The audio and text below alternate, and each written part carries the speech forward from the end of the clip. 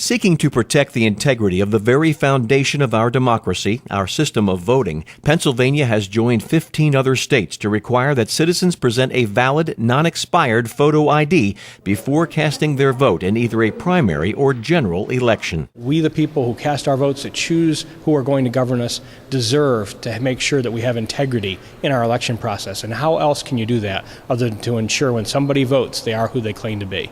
Across the country, each election season brings reports and criminal prosecutions of illegal voting, either individuals voting under a fictitious name, voting multiple times, or stealing the vote of others, even deceased persons, by assuming their identities. We had a House member, one of our colleagues, who actually went to go and vote, and they already told him he voted when he didn't.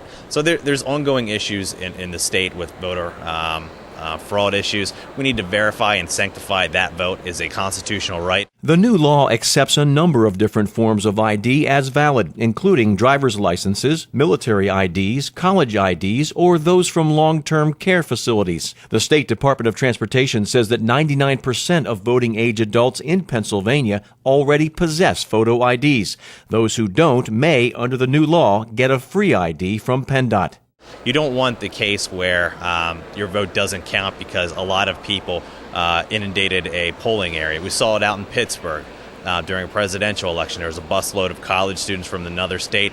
They had a polling place on the University of Pittsburgh campus. They went in there and voted. They had to sequester the polling machine, pull it out of the campus, and get a new one in there. Individuals that voted earlier and can't get back to vote, their vote now does not count. They didn't have their rights to vote. It was taken away from them through fraudulent activities. Those are the things that are happening in the state. That's the reality, and we just want to protect citizens and their right to vote. While the new law takes effect immediately, voters in April's primary election will still be able to vote without a photo ID, but they will be reminded that for all subsequent elections, voter ID will be required.